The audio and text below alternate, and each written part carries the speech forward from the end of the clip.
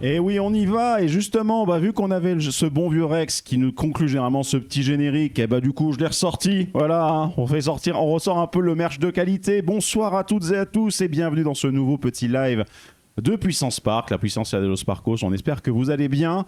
Bonsoir Nice, bonsoir Corentin BLD, bonsoir, on m'appelle Marcel, bonsoir BB and Something. Ça fait plaisir de vous voir, mais bonsoir Mister Rom.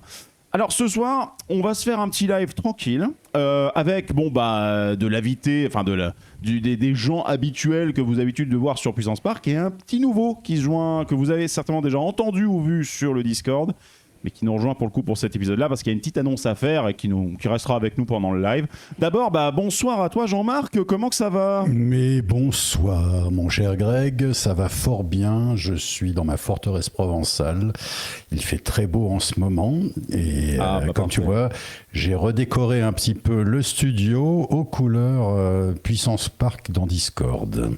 Eh ouais, dans Twitch, voilà. Est-ce que ce serait dû au fait par hasard, complètement par hasard, que je t'ai soufflé une référence de Lights pratique, oui, des petits objets délicieux comme celui-ci par exemple. Voilà, ça dépanne vachement bien, donc voilà. Donc on a Jean-Marc qui est bien éclairé avec de la couleur. Pour de l'éclairage avec de la saturation, on va se tourner vers l'Alsace avec Florian. Coucou Florian, comment tu vas ? Et bienvenue dans la région de la saturation, de la choucroute, des bretzels et de la lumière. C'est vrai qu'effectivement, dit comme ça, il n'y a pas que la lumière qui sature, c'est vrai qu'il y a la bouffe aussi, mais bon. Non, mais bon, en tout cas, vous avez plaisir de t'avoir ici, Flo, comment ça va ? Eh ben, ça va à merveille. Je reviens d'un merveilleux voyage en Angleterre, et là, j'ai plein d'anecdotes à raconter. Mais c'est pour ça, on s'est dit, oh là là, il vient de rentrer, on a mis la main dessus. Allez, viens dans le live, tu vas nous raconter tout ça. Enfin, pas tout, parce qu'on va se garder des trucs pour des choses futures. Voilà, là, il y a de la réaction à chaud, Puissance Park sur le terrain, donc on espère un bon compte rendu, mais on passera la parole dans quelques instants. Mais on peut accueillir notre dernier invité, mon cher Greg. Bah oui, effectivement, parce que ce soir, on va parler de différents sujets, mais il y a une petite actualité sympa sur le Discord, donc du coup, coucou Arbichaud. Bonjour tout le monde. Ah, cette transition, on a l'impression que t'étais à New York en termes de temps de réaction, c'était vraiment... Alors attendez, oui, je vous entends, avec 6 secondes de décalage. Ah oui, je suis en duplex actuellement et il fait flou, mais c'est pas grave, t'inquiète pas. Il fait flou, c'est moi, oui, malheureusement, j'ai en Moselle. On s'en fout, t'inquiète pas, tout marche bien, c'est l'essentiel. Du coup, c'est cool. Voilà, on a une petite équipe sympa ce soir pour parler de différents sujets. Je vois qu'il y a déjà, on m'appelle Marcel, qui pose la question de quoi qu'on va parler. Justement, je vais égrener un petit peu le sujet, le sommaire avec vous pour ce soir. Tout d'abord, on va faire un point sur Hyperia parce qu'il y a l'un d'entre nous qui a eu la chance de pouvoir le tester et donc du coup, vous pouvez nous en parler, n'est-ce pas, Florian ? Eh oui. Voilà. Ensuite, on parlera un petit peu justement avec Arbichaud justement de un petit truc qui arrive sur le Discord et on va le laisser. Il y a des trucs très sympas qui arrivent. Voilà, exact. Et on va lui laisser lui la possibilité d'en parler mieux que nous pour le coup. Donc c'est une bonne chose. Et enfin, avec Jean-Marc, on parlera un petit peu d'actualité et on fera un bon gros service après-vente des familles concernant les épisodes du Visionarium, parce qu'au cas où ça serait pas vu, ces épisodes transpiraient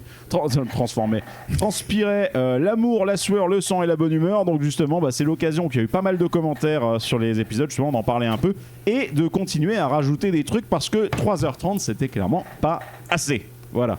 Donc du coup, je propose peut-être qu'on commence avec le premier sujet. Flo, est-ce que tu as envie de nous parler un petit peu d'Hyperia ? Et là, il me balance non. Non, ça ira, merci. Eh bien, merci, c'est tout pour nous. Allez, merci, bonsoir à toutes et tous. Salut. Allez, salut. Il était en panne, on l'a pas fait, mais non, évidemment non. Mais on a eu peur, puisqu'il a rollback 3 jours avant notre visite. Ah, sympa. Ouais, mais finalement, on l'a eu. Il fonctionnait extrêmement bien durant notre visite. Et on peut dire que c'est hyper bien. Hyperia, c'est hyper bien. Hyperia, c'est hyper bien. Parce que déjà, faut dire que ça a de la gueule.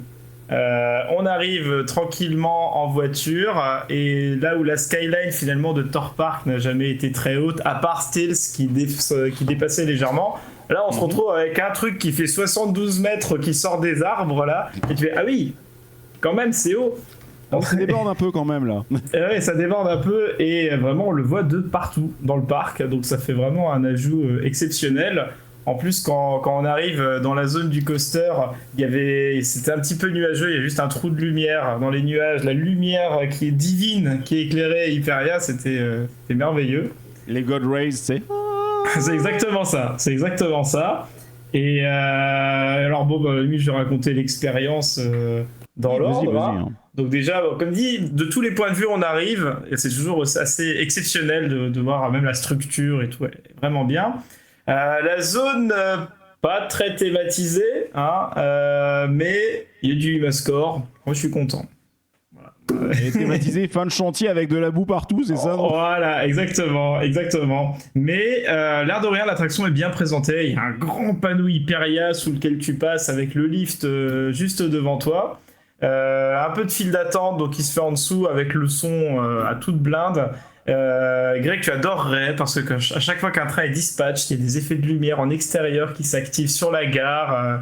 Voilà, on arrive à les voir du coup? Ouais, c'est très très bien. Et finalement, seulement 1h30 après, nous voilà déjà prêts à embarquer dans la gare. Seulement 1h30, il y a un petit peu. Y aurait-il un peu de sel dans ce seulement 1h30? Non, en soi, ça va. Je m'attendais à bien pire. Ça s'est bien passé. Il tourne à 2 trains avec un très bon dispatch. Seul détail, mais qui peut-être serait amélioré à l'avenir par Max, c'est que très souvent, le train part et l'autre est encore stoppé sur les freins et met beaucoup de temps à se remettre dans la gare. Et je pense qu'ils perdent facilement 15 à 20 secondes pour chaque train, comme ça, malheureusement. Oui, quand même. Ah oui, c'est énorme, parce que du coup, la capacité horaire globale peut sérieusement en pâtir. Là. Bah oui, c'est ça. C'est-à-dire qu'en fait, ils restent sur les freins magnétiques et avancent tout doucement dans la descente avant d'enfin arriver sur des routes de friction pour le faire revenir en gare. C'est peut-être là aussi qu'il va falloir rajouter les boosters, du coup. Et oui, voilà, peut-être, tout à fait. Et finalement, donc voilà, on est envoyé dans le train. Petit effet de mapping au plafond, effet de lumière. Et là, on part. Alors moi qui suis pas un fan de coaster à lift, j'aime pas les lifts, je n'aime pas quand ça va trop haut, eh bien ça monte quand même vite, ça va. 25-30 secondes et on est déjà arrivé tout en haut. Et alors là, cette force drop, oh là là, ça y va. Hein. Alors très surprenant parce que moi je m'attendais à un G-Force en plus hardcore, avec la descente qui tourne.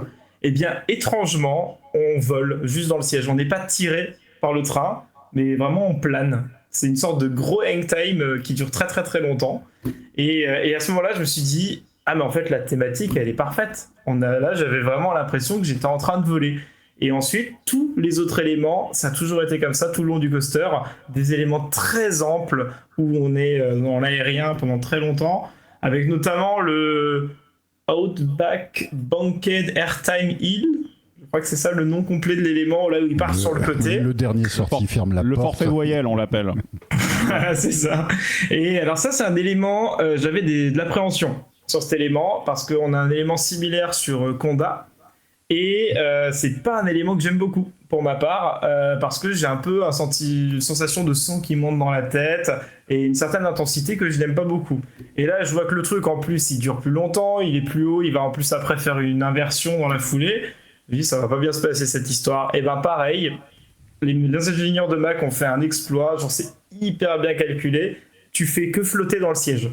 Et en plus, la tête en bas, avec la vue sur le lac, la forêt, j'ai jamais eu autant l'impression de voler dans un coaster. Genre même un flying coaster me donne moins l'impression de voler que dans Hyperia, quoi. Et il doit certainement être plus confortable qu'un vrai flying coaster. Oui, c'est très très confortable. Alors, je l'ai fait le tour le matin quand ça venait d'ouvrir, donc c'était encore froid, ça s'est très bien passé. Le soir, mes confrères qui m'ont accompagné ont réussi à faire un deuxième tour, et là par contre apparemment ça vibrait un peu plus sur les parties basses du coaster, mais voilà, rien de vraiment désagréable, hein. Ça reste d'une extrême douceur ce coaster. Et ensuite on arrive sur le stall je l'appelle le stall de l'infini, parce que on a calculé, il fait 4 à 5 secondes où on est à l'envers, et alors là on a vraiment le temps d'en profiter, quoi. Donc c'est exceptionnel. Et après finalement trim, petite bosse, et on arrive déjà sur les freins, donc le tour est assez court, mais en fait on en prend tellement juste avant que limite ça suffit en fait. On n'est même pas déçu d'arriver sur les freins. Oui, parce que quand on regarde justement les on-ride qui sont disponibles sur internet, dont l'officiel qu'on vous passe actuellement à l'image, t'as l'impression que waouh, il y a une super belle figure, puis c'est fini. Tu vois, c'est ça, ouais. C'était l'élément, j'avais peur d'avoir ça. C'est limite le One Trick Pony comme pouvait l'être Oblivion quand il est apparu à Alton Towers, ou même Top Thrill Dragster, premier du nom. C'est ça ouais. fait que ça, c'est une catapulte, ça remonte, ça descend. Exactement, et j'avais le sentiment au début, dans la file d'attente, je me suis dit, bon, ça a l'air génial, mais extrêmement court. Il n'y a même pas de partie Dark Ride ou de choses comme ça pour augmenter l'expérience, ni même un pré-show comme Baron qui en a 3-4 juste avant. Non mais Baron, c'est exceptionnel. Baron, il y a tellement de trucs qu'avant que tu en oublies presque qu'il y a un coaster après. Ouais, exactement. Et c'est la façon qu'ils ont eu aussi sur Baron pour le coup de compenser on va dire le côté court du parcours. Et c'est très très bien vu d'ailleurs là-dessus. Mais ouais, vas-y, continue Flo. Totalement, ouais. Mais et ouais, finalement, j'ai pas du tout eu ce sentiment arrivé sur les freins. Alors après, parce qu'il y a aussi un peu la hype du début, d'être dans les premiers à l'avoir fait de la journée et tout, découvrir un nouveau coaster. Mais très franchement, en fait, c'est tellement excellent ce qui se passe avant que ça suffit. Mais c'est pas hyper intense, quoi. C'est vraiment planant du début à la fin avec une énorme hauteur, une douceur exceptionnelle. Et je me suis dit, mais en fait, ils l'ont super bien trouvé leur thème. Sur le fait de voler avec tous ces designs, avec les ailes. Et c'est assez malin parce que c'est très simple, tout ce qu'ils ont fait. On sent qu'il n'y a pas eu forcément beaucoup de budget pour la théma. Et pourtant, ça fonctionne en fait. Avec leur thème qu'ils ont donné, justement, la musique, les petits effets. En fait, c'est très minimaliste et ça rend bien. Ça fait pas cheap. Et franchement, c'est un merveilleux coaster qu'ils ont fait, quoi. D'accord, alors je sais bien que c'est difficile de comparer l'incomparable, mais il y a deux gros coaster Mac qui ont ouvert sensiblement en même temps. Est-ce qu'on peut faire une petite comparaison avec Voltron? Alors justement, c'est la première question qu'on m'a posée quand je suis sorti. Ceux avec qui j'étais, ils m'ont dit, alors, comparé à Voltron. C'est difficile à comparer parce que pour ma part, de manière totalement subjective, j'ai ma petite préférence quand même pour Voltron parce que il y a l'expérience complète qui est beaucoup plus poussée au niveau thématique, que ce soit dans la file d'attente, les effets, la longueur, la générosité du parcours. Mais en coaster pur, simple, vraiment, je préfère Hyperia pour le coup. Alors que j'aime pas les coasters en hauteur et je suis un fan de launch. Et pourtant, là, Hyperia, j'ai pas compris. Hein. Vraiment, je suis ressorti là, mais comment c'est possible que j'ai aimé à ce point-là? Mais ne dit-on pas, seuls les imbéciles ne changent pas d'avis. Voilà. Exactement. J'ai hâte qu'on enlève Silver Star pour le mettre à la place, Hyperia. Mais non, franchement, voilà, merveilleux coaster. Et je me suis vraiment dit, là, Mac, ils ont fait fort cette année avec ces deux modèles. Franchement... très bien, même si on reproche toujours les petites vibrations quand même. Peut-être qu'ils auraient des améliorations à faire de ce point de vue-là. Mais Hyperia, vu que c'est quand même des courbes très amples, c'est pas comme Voltron où ça peut être dur à vivre. En fait, c'est un coaster très agréable à rider et très facile à faire, même pour des gens qui n'auraient pas l'habitude d'en faire. D'accord, et en plus, quand on regarde le layout, c'est vrai que les inversions sont mine de rien très linéaires. C'est ça, c'est très linéaire, ça donne pas de du tout la nausée. Oui, c'est ça, pas de brusque changement de direction. C'est ça, c'est vraiment la douceur, mais on s'ennuie pas, quoi. C'est une sorte de douceur épique. Et surtout, c'est long. Les inversions, le moment où on flotte dans le ciel, on a l'impression que ça s'arrête jamais, quoi. Écoute, impressionnant. Franchement magnifique. Je regarde dans le chat. Bonsoir Filmo qui vient d'arriver. Il y a un commentaire d'Alexis que j'aime bien pour le coup dans le chat qui dit que pour une fois que Merlin a pas foutu une théma avec du sang partout. Oui, c'est vrai. En plus, juste à côté, il y a Saw. Il faut dire que ça change l'ambiance, quoi. Et d'ailleurs, en plus, je pense que plus personne ne va prendre Saw en photo parce qu'il y a vraiment Saw qui est là devant et derrière il y a Hyperia qui est vraiment en toile de fond. Alors en plus en blanc là, il brille. Je crois que Saw, j'ai pris quasiment aucune photo du truc et Hyperia, j'en avais peut-être 300 sur l'appareil photo. T'as pas croisé Jean-Yob? J'ai vu qu'il y était à peu près en même temps. On s'est loupé à un jour près. Ouais. D'accord. Ouais, malheureusement, nous, on n'avait pas accès le week-end on avait pris le pass annuel Merlin, mais qui a accès que la semaine. Et on s'était écrit avec Jean-Yob, puis il nous avait donné les petits tips. Allez, à cette heure-ci, vous pouvez avoir le fast-pass, mais il n'y en a pas beaucoup. Enfin, excellent. Et justement, il nous a dit que c'était exceptionnel et qu'il avait très envie de revenir. Je me suis dit, on va voir, est-ce qu'on va être d'accord? Je suis sorti, je lui ai envoyé un message, je fais on est d'accord. Super, bah écoute, merci infiniment Flo. Avec grand plaisir. On est hyper content. Alors là, on a été vraiment ces dernières semaines à la pointe de l'actualité. On avait un agent infiltré en Angleterre et qui était allé essayer Hyperia. Et on te reverra prochainement pour nous parler d'autre part qu'on a des petits projets d'épisodes un petit peu plus structurés qui risquent d'intéresser pas mal de monde. Et j'ai hâte de partager ton ressenti sur Valhalla à Blackpool Pleasure Beach. Oh là là, ça c'était exceptionnel ça aussi. Hein. Oh. Comme on sait que tu es occupé, donc on te libère. Merci beaucoup Florian d'avoir participé au tout début de ce live. Les autres, vous restez avec nous parce que la soirée n'est pas terminée, mais Flo est occupé. Donc, cher ami, encore merci à toi et à très bientôt. Avec grand plaisir. Bonne soirée les copains et bon live. Ça marche, merci beaucoup Flo. Merci à toi. Et justement, on va passer d'un Florian à l'autre. Parce que la transition on dit un Florian peut en cacher un autre. Exactement, voilà. En plus, ça tombe bien, on parlait de voie ferrée, tu vois. Donc, quelque part, c'est doublement bon. Pour le coup, on va parler de Discord, puisque comme vous le savez, le Discord vibre, bouge, et on vous invite encore une fois à aller le rejoindre. Comme à chaque fin d'épisode, on vous fait le forçage de rigueur. Là maintenant, c'est maintenant. Donc retrouvez tous les bons bails sur puissancepark.fr. Vous connaissez le truc. Et on va parler du Discord justement avec Arbichaud, qui va nous parler un petit peu justement d'une petite activité, que vous allez lancer. Et oui, effectivement, il y a pas mal de choses qui arrivent sur le Discord prochainement. Déjà, ce week-end a eu lieu le blind test des puissants qui a été remporté par Marcel et qui a remporté un pass annuel pour Walligator Grand Est d'une valeur de 110 €. Et à partir de ce début juillet aura lieu la deuxième édition d'une activité qu'on avait déjà faite l'année dernière et qui avait eu beaucoup de succès, le Contest Planet Coaster. Alors, la dernière fois, les participants avaient eu comme concept de faire d'un petit parc régional un parc à plus grande échelle.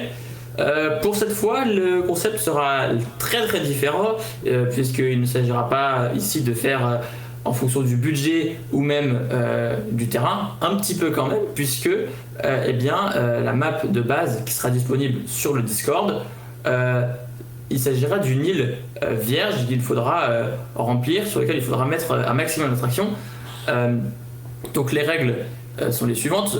Une hauteur max de 50 mètres, similaire par exemple au parc Astérix. Une interdiction pour les participants de utiliser du terraforming sur le lac et sur le contour de l'île. Donc on n'agrandit pas l'île ou on la rapetit pas. On a quand même autorisé à pouvoir creuser du relief au centre de l'île et on a interdit de surélever le terrain pour éviter que ce soit trop irréaliste. Les objets du workshop sont bien évidemment interdits, mais les objets du Theme Maker Toolkit, TMT, donc c'est les modèles 3D qu'on peut importer directement dans le jeu. Donc ceux-là sont autorisés pour faire des coasters réalistes, pour rajouter des capteurs, des lames de frein, des choses comme ça. Et il y aura des points bonus et des malus pour le participant qui posera le plus d'attractions sur l'île, et il y aura un malus pour le participant qui en posera le moins, avec imposé minimum 2 zones thématiques, avec à l'intérieur de ces zones au moins une attraction plutôt familiale pour les enfants, une attraction un peu plus de sensation forte. Ça peut être un coaster, mais ça peut être aussi un flat ride un peu plus sensationnel. Et un restaurant pour qu'il y ait un peu plus, pour qu'il y ait des bâtiments quand même dans le parc, et rajouter une petite contrainte en plus pour poser les attractions. Donc la map, elle va être affichée. Je sais pas si tu peux afficher la map. J'envoie la map, pouf, voilà, c'est parti, là voilà la map. Voilà la map. Donc, comme vous pouvez le voir, une île totalement vierge avec juste un seul chemin pour accéder à l'île. Et donc, ce sera donc uniquement sur cette petite île vierge qu'il faudra construire le parc, un peu à la manière, par exemple, d'un Gronalund. C'est l'inspiration principale, on va dire, pour le thème de ce contest. Les inscriptions elles vont être ouvertes dans la semaine. Le lien pour accéder à la map sur le workshop sera posté après le live. Et je souhaite déjà bonne chance aux participants. Vous avez jusqu'au fin septembre pour rendre vos créations. Et Donc, après, il y aura toute la période estivale, donc Oui. du coup toutes les vacances d'été pour pouvoir bosser ça tranquille, quoi. Voilà, exactement. Plus du coup le mois de septembre, parce que la dernière fois on avait donné 2 mois pour le précédent contest que les participants avaient trouvé trop juste au niveau du temps, donc on laisse 1 mois de plus aux participants afin qu'ils puissent avoir un peu plus de temps pour terminer leur création. Alors moi j'ai une ou deux questions.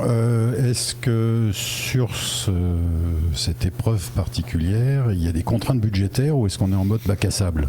Alors on est en mode bac à sable. Pour ne pas non plus trop brider les participants, on a choisi de ne pas mettre de contraintes budgétaires parce que déjà que la contrainte de terrain fait que avec les éléments du jeu qui sont pour la plupart assez disproportionnés et assez grands, ça fait que il y aura déjà beaucoup de mal à remplir l'île. Et en plus, si on rajoute une contrainte budgétaire, encore une fois, les objets et les attractions dans ce jeu ont des prix, on va dire, Oui, qui sont un peu éloignés de la réalité. Voilà, c'est ça. Donc, donc on pourrait mettre une contrainte budgétaire, mais ce serait une contrainte complètement débile de je sais pas combien de millions. Autant ne pas mettre de contrainte de budget pour que les participants puissent vraiment poser les attractions qu'ils veulent, les bâtiments qu'ils veulent, faire vraiment même la thématisation, faire la thématisation qu'ils souhaitent, qu'ils puissent pousser le niveau à fond sans qu'au bout de 3 jours on ait des participants qui nous disent on n'a plus de budget, on fait comment? Voilà, donc la dernière fois, on a Filmo qui remonte le fait, voilà, bac à sable, mais construisez pas 390 tout à tisse dans la zone. Ça, oui, c'est pour ça aussi qu'on a. De toute façon, vous n'avez pas la place de caler les 390 tout à tisse dans la zone, et puis c'est pour ça aussi que dans les zones, on a demandé une attraction plutôt familiale pour les enfants et une attraction d'attraction forte et un restaurant pour vraiment pousser les gens à diversifier l'offre d'attraction du parc et pas juste foutre 40 coasters différents dans le parc. Même si c'est vrai que l'offre de Flat Ride, de Planet Coaster est assez limitée, on va dire. Disons que. Alors, ça, c'est pas vraiment l'offre qui est limitée. J'ouvre une parenthèse, ça fait un moment qu'il parle d'un Planet Coaster 2. Oui. On n'a pas eu plus d'informations. On ne voit pas beaucoup de nouvelles depuis. De ce que je peux comprendre, c'est dans les plans de Frontiers. Là, j'ai vu qu'ils faisaient une réduction, une très très grosse réduction sur l'ensemble de leur jeu. Donc Planet Coaster, Planet Zoo, Jurassic World Evolution. Et les DLC aussi ou pas? J'ai pas regardé, j'ai pas fait gaffe à si ça s'attache aussi au DLC, ça peut être assez cher sur le jeu. Et donc actuellement il y a tous les jeux Frontiers qui sont en réduction. Je crois qu'on c'est à plus de 70% de réduction. Donc si jamais vous voulez acheter Planet Coaster pour participer au contest, eh bien c'est le moment parce qu'il y a les offres de Frontières sur le Steam Workshop. Petite précision également, c'est vrai que j'ai oublié de le mettre dans les règles, mais le concours se passe sur Planet Coaster PC sur Steam, puisque je n'ai pas le jeu sur console et que malheureusement il n'y a pas encore de cross-platform. Donc on ne peut pas encore avoir accès aux créations des autres plateformes, donc console. Et Mac également, je crois qu'on n'y a pas accès non plus, mais il faudra que je vérifie. Donc pour l'instant c'est uniquement Attends, il y a une version Mac de Planet Coaster? Oui, je crois qu'il y a une version Mac de Planet Coaster. Okay. Et donc pour l'instant donc le contest sera uniquement sur PC Steam. Et oui, on prendra des liens, donc des maps sur le workshop, enfin les maps seront à rendre sur le workshop et il faudra nous passer les liens Steam, mais pour le rendu des créations on en parlera à la fin du contest. Alors juste un truc sur Planet Coaster 2, alors je ne suis pas plus que ça l'actualité sur le jeu, mais j'avais entendu parler qu'il y avait eu une grosse fuite de données de Epic Games qui avait un pépin de sécurité et qui du coup ça avait plus ou moins confirmé l'existence de Planet Coaster 2 et apparemment il y a eu dans un live de l'équipe de Frontières l'évocation du fait qu'il y aurait un nouveau titre de la franchise Planet sous une année. Maintenant, allez savoir si encore une fois, tout ça, ça reste de la rumeur. Le Epic Games Leak, là, pour le coup, est peut-être un peu plus du dur, pour le coup, sur ce qui a été effectivement... parce qu'il y a une confirmation d'un truc en interne.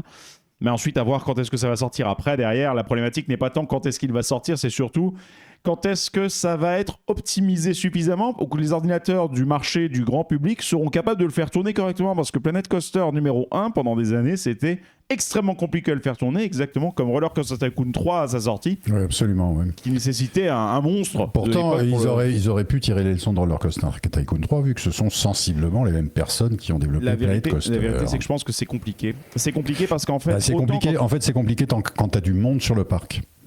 Ça devient compliqué, donc il faut presque... Quand tu es en mode bac à sable, il faut limiter le nombre de visiteurs sur ton parc. Si tu en fait, même Planet Coaster, si tu veux pouvoir faire une partie où ça ne lag pas et ça ne crache pas, il faut jouer en parc fermé. Et même moi, sur mon PC, je joue avec vraiment les graphismes vraiment au niveau le plus bas possible, parce que sinon... mon PC. Ce qui est dommage, parce qu'ils sont quand même enquiquinés à faire un jeu qui est vraiment beau visuellement, donc c'est un peu couillon qui est comme ça, des limitations à cause des machines.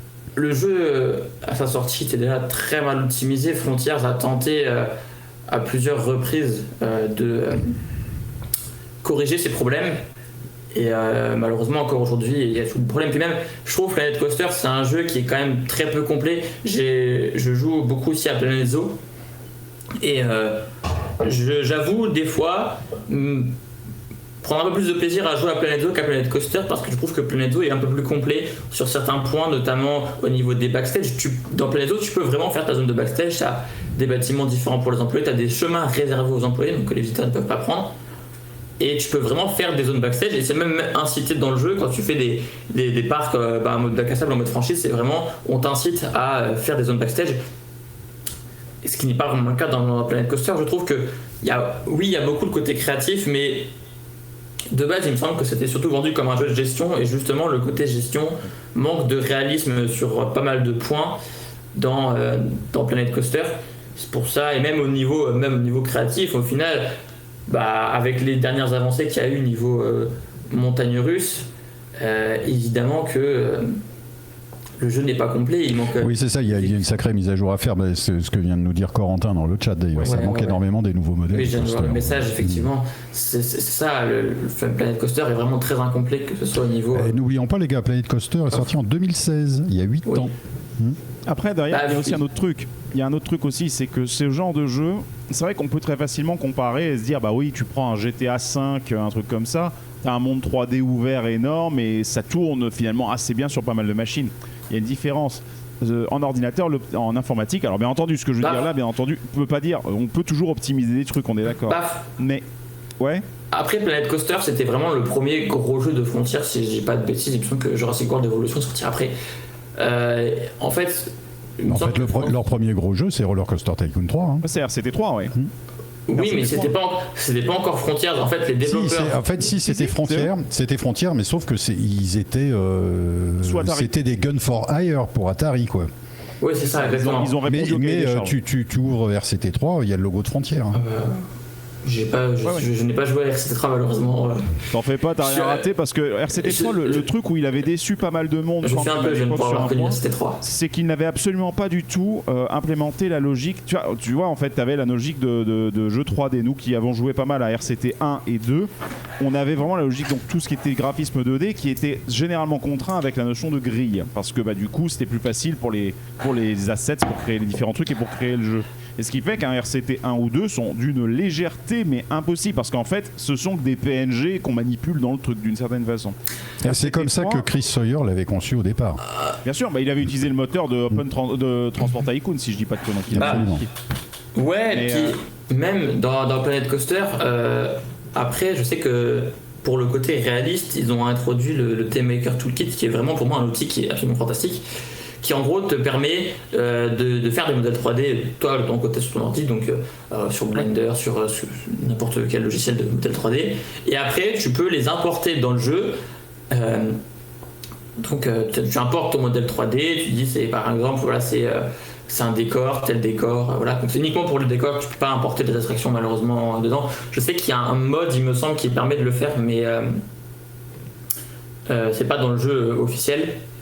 Et ça permet vraiment de rajouter pas mal de trucs, notamment pour tout ce qui va être réaliste sur les décors. Donc on va pouvoir rajouter les capteurs de météo par exemple sur le sommet des lifts. On peut rajouter des casiers, des objets de merchandising un peu plus poussés que ce qu'il y a dans le truc du jeu, puisque au final les boutiques dans le jeu c'est juste des caisses avec un comptoir et il n'y a pas de... Si tu veux faire une boutique réaliste, tu dois mettre donc des étagères, tu dois faire des fausses étagères avec du coup des faux objets de merchandising qui sont généralement portés via le Theme Maker Toolkit. Et moi je trouve que c'est même cool. Tu peux même, par exemple, il y avait un gars, il avait fait toute une collection où il avait importé plein de modèles 3D d'animatronics de Pokémon. Et du coup, tu pouvais littéralement faire ton attraction Pokémon à partir de tous les modèles 3D que le mec avait mis à disposition. Donc ça, je trouve que c'est une bonne avancée pour le jeu. Mais encore une fois, ça manque de réalisme. Le dernier DLC, il me semble qu'il est sorti juste après le Covid. C'était le DLC Ghostbusters, avec du coup le dernier vrai ajout du jeu qui sont les Dark Ride interactifs. Et il n'y a plus rien eu depuis. Non, mais c'est normal. Ensuite, ce que je disais sur le point de l'optimisation de ce genre de truc, c'est que, étant donné qu'il y a une différence fondamentale, en fait, déjà, sur les RCT, comme je disais, RCT 1 et 2, eux, avaient cette grille isométrique 2D.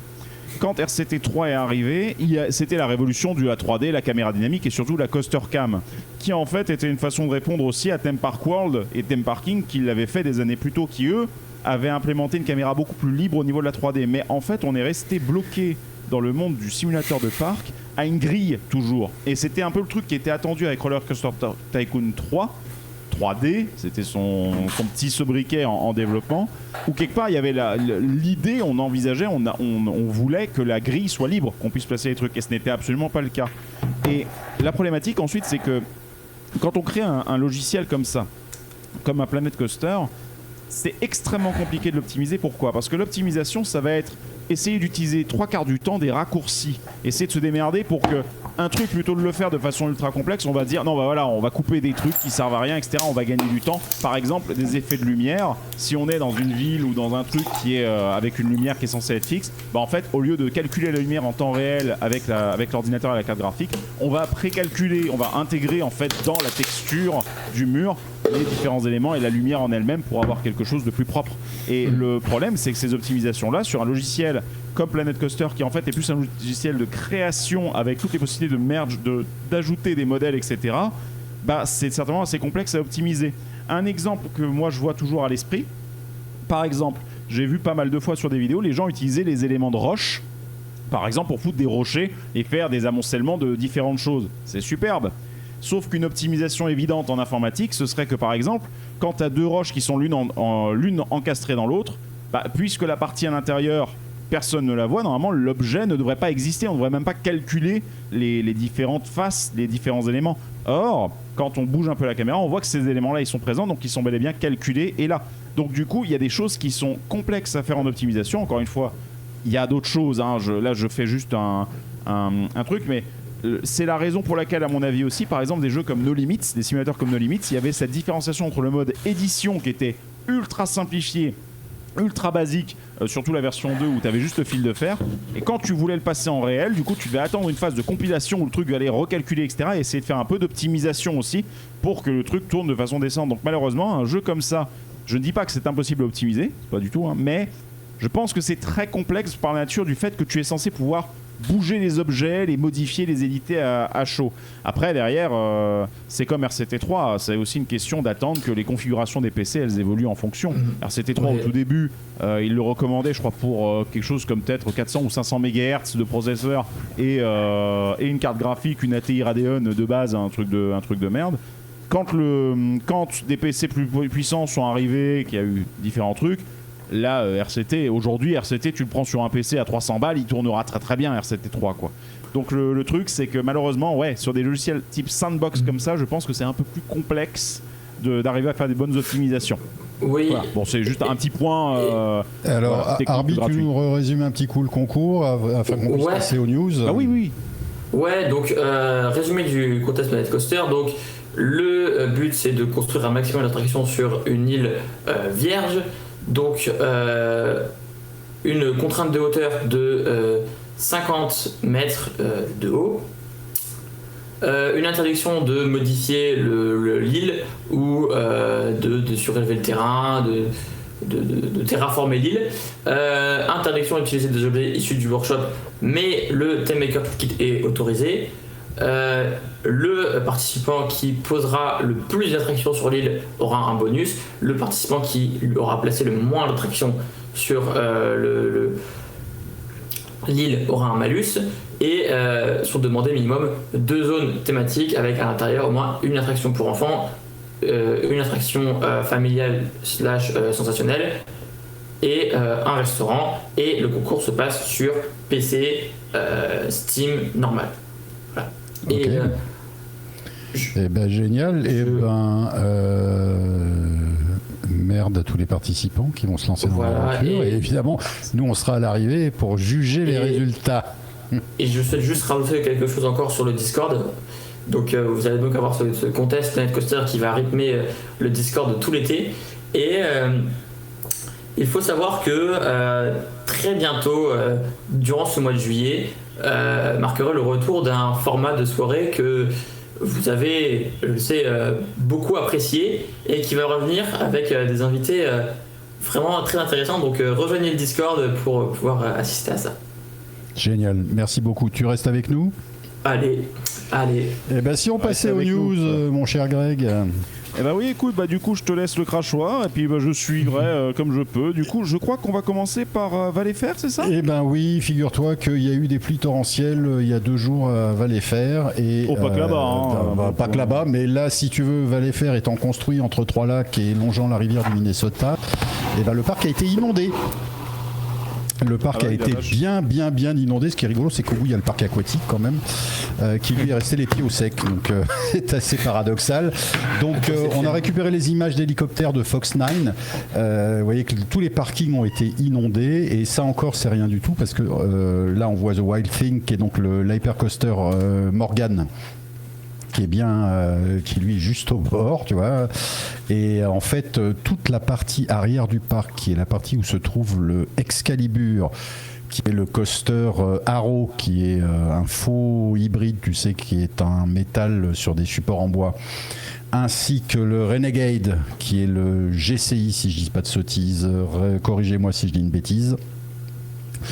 Et la rivière des Rapides, elle a complètement disparu sous les eaux, parce qu'on la voit plus du tout. Donc ça a bien débordé. Donc Excalibur, les pieds dans l'eau, Renegade, les pieds dans l'eau, et la rivière des Rapides en mode apnée, sous l'eau carrément. Donc c'est quand même les images sont quand même assez spectaculaires, donc c'est pour ça qu'on a voulu les passer. C'est quand même assez étonnant. Alors ça arrive souvent, les inondations dans les parcs d'attractions. Alligator a été inondé il y a pas longtemps. On se souvient aussi de Walibi juste après le Covid, ou juste avant, je sais plus. C'est pareil. Pulsar a été. Pulsar, heureusement qu'il y avait les 2 spikes qui les passaient, parce que sinon on voyait plus l'attraction. Et puis à Kenoble, ça arrive aussi assez souvent, ce genre de truc.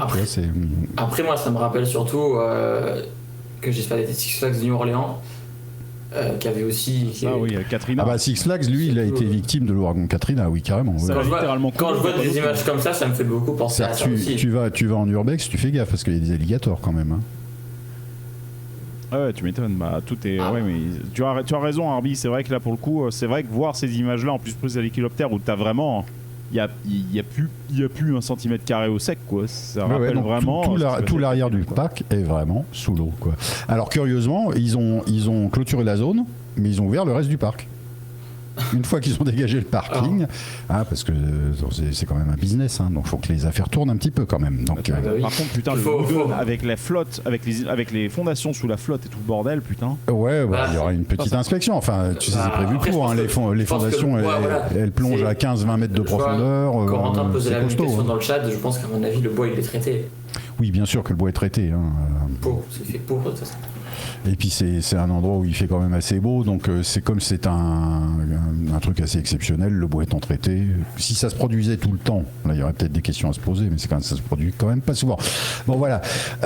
Sinon on va aller de l'autre côté du globe au Japon, puisque ça y est, les engins de chantier sont arrivés sur Fuji-Q Island afin de démolir, on dit déconstruire maintenant élégamment, déconstruire Dodonpa, le regretté coaster S1S qui était celui avec le démarrage, l'accélération la plus rapide du monde, qui était fermé depuis des années parce qu'il avait la réputation de briser les vertèbres des gens qui étaient assis dedans.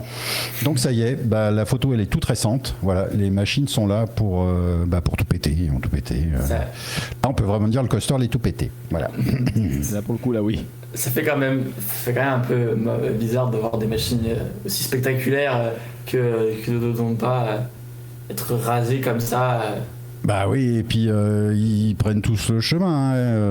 Hypersonic Excelsi n'a pas fait long feu non plus, hélas. Le système de dragster qui était installé à Kissimmee, qui était la même chose qu'un Space Shot, mais à plat, avec des voitures, n'a pas fait long feu non plus. Donc c'est dommage. Il n'y a guère que les Space Shot de cette génération de machines S1S, puisqu'il y a maintenant des machines S1S plus fiables, vu que la compagnie étant maintenant consolidée par son investisseur principal japonais.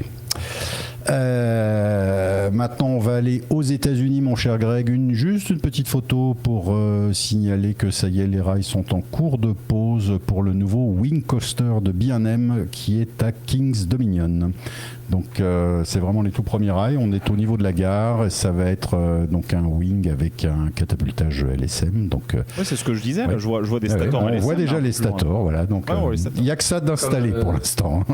Comme le voyage, comme Holiday World, va chercher le nom du parc. Oui. Ou celui qui a été installé à Chessington. Aussi, oui, voilà, donc ça y est, le montage a juste commencé. Et en fait, je voulais parler de Kings Dominion et revenir aussi sur Kings Island. Donc Kings Island, vous savez certainement qu'il y a une quinzaine de jours, il y a une personne qui est décédée, qui a été fauchée par le Banshee, qui est l'inverteur B&M, qui est à peu près à l'endroit où se trouvait jadis The Son of Beast. Donc ce qui s'est passé, c'est un monsieur qui s'appelle Monsieur Nelson qui a été donc fauché par le train du Banshee parce que ce Monsieur Nelson il a enjambé la barrière. En fait il a escaladé la grille, hein. Il s'est pas contenté de passer par-dessus une petite barrière en bois, c'est une grosse grille assez haute, il l'a quand même escaladé parce qu'il prétendait avoir perdu quelque chose sur le coaster. Et il a voulu aller le récupérer. Et le parc lui avait dit, mais il n'y a pas de problème, cher monsieur, mais il faut que vous attendiez la fin de la journée. Et une fois que le train sera en toute sécurité bloqué dans la gare, on enverrait une équipe à la recherche de l'objet que vous avez perdu. Et le monsieur, non, il n'a pas attendu. Donc, je profite de l'occasion. On est entre gens, des vrais parcs fans, des gens qui connaissent les règles, qui suivent les règles, mais j'en remets une couche quand même. Suivez, s'il vous plaît, les consignes de sécurité quand vous visitez un parc. Sinon, voilà, il arrive des choses bien malheureuses, car le monsieur est décédé quelques jours plus tard de ses blessures. Alors, si je peux me permettre justement de continuer sur ce sujet-là, parce que c'est quelque chose qui, en plus, là, on cite un cas d'un parc US, mais en réalité, c'est quelque chose qui peut arriver qui peut arriver n'importe où, y compris en Europe. Alors ce n'est pas arrivé, l'accident n'est pas arrivé, mais par contre des visiteurs qui font de la merde, ça par contre ça arrive régulièrement. Dernière fois que je suis allé sur Plopsa Lampe de Panne, notamment sur l'attraction, bien entendu la meilleure attraction du parc, c'est-à-dire le flume sur la forêt de Plop. Non, pas du tout, évidemment, hein, sur RTH, cela va sans dire. Je fais mon tour tout à fait normalement.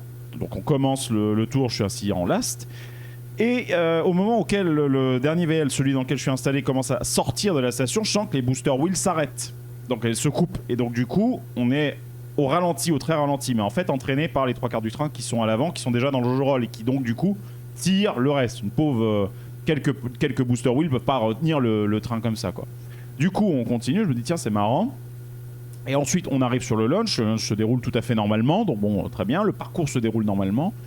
Et puis on arrive sur le station, donc sur le bloc de freins finaux. On arrête, on fait un arrêt complet comme d'habitude, sauf que là je remarque en contrebas un autre train qui est en attente de rentrer dans la station. Je me dis tiens, ils ont dû sortir un autre train. Et non, pas du tout, c'était l'autre train de base qui était là. On est resté bloqué pendant une vingtaine de minutes. Je m'en fous d'être bloqué ou quoi que ce soit. Je préfère 1000 fois être bloqué dans une situation de sécurité comme c'est le cas là. Ça montre que la sécurité fonctionne, il n'y a pas de souci avec ça. Et que s'était-il passé ? Eh bien simplement en fait un guest dans la station qui a escaladé les portiques de sécurité de l'attraction alors que mon train justement était en train de partir dans le circuit, a escaladé et au moment où du coup l'opérateur s'en est rendu compte, il a claqué l'arrêt d'urgence ou bien l'arrestation et donc du coup l'attraction est restée bloquée parce que quelqu'un apparemment a fait le con. Voilà, donc du coup les gens, quand vous les voyez un petit peu devenir trop chaud dans les stations, bien sûr vous interposez pas, allez pas vous prendre une baffe dans la gueule pour ce genre de truc. Oui, merci Greg, excuse-moi, c'est ce que j'allais dire. Si vous faites partie d'un groupe dont vous connaissez les différents membres et qu'une des personnes qui est avec vous n'est pas une personne habituée des parcs, là vous pouvez intervenir. En revanche, si c'est quelqu'un qui est étranger à votre groupe, laissez faire le personnel, normalement ils sont formés pour ça. J'ai encore eu un exemple similaire lors de ma dernière visite à Walligator le week-end dernier, où nous faisions la queue pour The Monster. Nous étions dans l'escalier pour accéder à la station. On allait prendre le prochain train. Et puis on entend que ça crie, ça râle pas mal dans la station. Donc déjà, ça c'est étrange. Et puis on se rend compte que le train part toujours pas. Mais qu'il y a des gens qui sont assis dans le train, qui sont les harnais sont fermés, tout est fermé, tout est verrouillé, mais le train ne part pas. Donc au début je me dis ça doit être un problème technique sur The Monster, c'est pas le premier, c'est pas le dernier non plus, enfin voilà.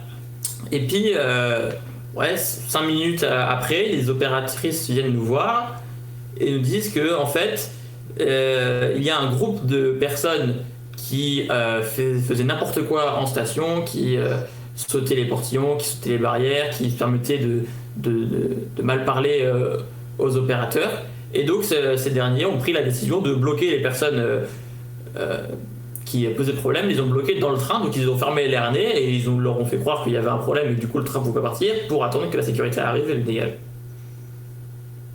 Ok, d'accord. Donc oui, moyen de les retenir.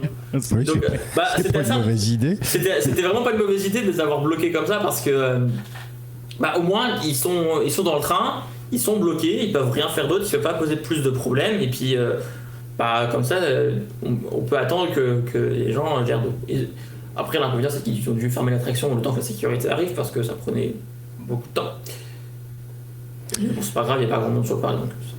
Ok, donc encore une fois, s'il vous plaît, quand vous visitez un parc, comportez-vous comme un vrai parc fan, respectez les consignes qui sont données à l'entrée des attractions ou même les consignes générales de comportement sur le parc. Merci cordialement la production. Je pense qu'en soi, c'est pas dans la communauté ou dans le chat que ça risque d'arriver. Non, mais encore une fois, comme on le dit, voilà, si jamais vous êtes avec des potes qui parfois peuvent jouer les shows pour impressionner, pour truc machin, dites-lui que la seule chose qui risque, c'est juste faire chier tout le monde à bloquer une machine, voire se faire dégager du parc. Carrément. Donc voilà, juste un petit recadrage, ça peut aider. Et encore une fois, pas avec des gens que vous ne connaissez pas. On sait jamais comment ça peut déraper. Voilà. Ok, allez, on retraverse les océans, on va en Australie, puisque l'Australie, c'est le jeu, ma pauvre Lucette. Justement, le Luna Park de Sydney vient tout juste d'être... Non, c'est pas cette image-là, c'est la suivante. Le Luna Park de Sydney vient d'être mis en vente par ses propriétaires. Alors, c'est marrant parce que ce que disait tout à l'heure, effectivement, c'est une grosse contrainte foncière aussi, ce parc-là, qui aurait fait un excellent thème de concours Planet Coaster, ou même Anayashiki au Japon. Juste pour rappel, c'est dans ce Luna Park qu'a été installé le prototype du Hot Racer Intamin, qui est le frère aîné de notre cher Maoupa. Et si je puis me permettre de continuer de filer l'anecdote, arrête-moi si je me trompe Jean-Marc, mais il reprend le nom de Big Dipper alors qu'en réalité c'est pas le premier coaster Big Dipper sur cet emplacement-là, parce qu'avant je crois qu'il y a eu un Wooden et il y a eu un Vekoma. Non, c'est un Arrow qui a eu juste un Arrow, après. pardon. C'est un Arrow, mais ils ont perpétué l'appellation Big Dipper, qui était un nom assez commun, comme Grand 8 ou Montagne Russe. Tu vois, c'est Big Dipper, c'est un truc qui est assez courant. C'est la calabrese du coaster, quoi. C'est assez courant dans le coaster talk, on va dire. Il y a Little Dipper souvent qui est utilisé pour les coasters enfantins aux États-Unis et dans les pays anglo-saxons. Donc, tu vois, c'est tout à fait. Je crois que c'est un truc de la tradition. C'est la tradition du parc. C'est le parc qui a voulu ça, et c'est le troisième, peut-être le quatrième. Même. J'en suis pas sûr, mais ce serait pas impossible non plus. Voilà. Donc il est en vente, mais alors c'est pas qu'il est en perte de vitesse, c'est que les gens ont envie de passer à autre chose. C'est pour ça qu'ils ont quand même énormément investi ces dernières années dans de nouvelles attractions, dans la réfection, dans la peinture. Enfin, toi, le parc, il est nickel, quoi. Ils vendent un produit tip top. Après, je suis d'accord. Je n'ai pas le prix. Je n'ai pas le prix, donc normalement, on devrait connaître le nouveau propriétaire d'ici la fin de l'été. Et ce sera Astro Park. Oh non. Ouais. Coin. Dommage. Cela dit, on peut pas dire le contraire. C'est un parc qui a de la gueule, en tout cas sur l'entrée. Non, c'est un chouette parc, vraiment très très bel endroit. Alors, next. Ce qui vient de sortir, c'est qu'Efteling vient de révéler qu'il y aurait un nouveau conte dans le bois des contes de fées pour l'année 2025. Et encore une fois, Efteling a fait les choses super bien. Il y a un très joli teaser qui a commencé à circuler ces jours derniers, car ce nouveau conte du bois des contes, ce sera le thème de la princesse et le petit pois. Si vous vous rappelez un petit peu de l'histoire, c'est une princesse qui ne se plaint que son lit est jamais assez confortable, et jusqu'à ce qu'on glisse un petit poids pour lui faire comprendre que, enfin, j'ai plus le fin mot de l'histoire, voilà, c'est ça. Il y a un petit poids sous le matelas qui fait qu'elle trouve que c'est épouvantablement inconfortable. Voilà, et donc le petit film est évidemment magnifique. Il reprend pas mal des personnages des différents contes présents déjà dans le bois des contes d'Efteling, et donc ça va être encore une fois superbement réalisé. J'en ai aucun doute. Et alors, ce qui est très sympathique aussi, c'est que à peu près simultanément, il y a un petit short qui est sorti de chez Efteling, que Greg va nous passer tout de suite. C'est que les voitures de Danse Macabre sont arrivées sur le site. Et donc il y a un tout petit short de unboxing, on va dire, qui a été. Alors je suis désolé, je n'ai trouvé qu'une version verticale. Unbox mon ride, quoi. Voilà. Alors Arby ne regarde pas parce qu'il veut pas être spoilé. J'essaie de ne pas me spoiler dans ce macabre parce que je compte retourner à Efteling cet automne ou cet hiver. J'ai déjà découvert le parc au printemps et j'avais adoré. Et j'essaie de ne pas me spoiler dans ce macabre pour essayer de... c'est bon, t'inquiète pas, je l'affiche voilà, plus. Donc comme ça, vous pouvez voir Arby sous son meilleur profil. Voilà. Avec mon casque équipe de France. Là, t'étais en mode égyptien, là, un peu. Mais voilà. Mais en tout cas, voilà. Non, c'est bon, t'inquiète pas. Non, mais c'est chouette. Moi, j'aime bien quand il y a des petits films qui sont produits comme ça. Et puis, il y a la voiture de Piranha aussi. Puis, il me semble que Fantasyland et Efteling vont s'associer pour un Dark Ride. On en attend la confirmation. Donc on verra bien. Tiens, à propos de Fantasyland, hier c'était les 10 ans de Taron. Ah merde, déjà ? Eh ben ouais, bon anniversaire Taron. Un des meilleurs coasters du monde. Je sais qu'il a des distracteurs, mais moi je l'aime beaucoup, Taron. Voilà.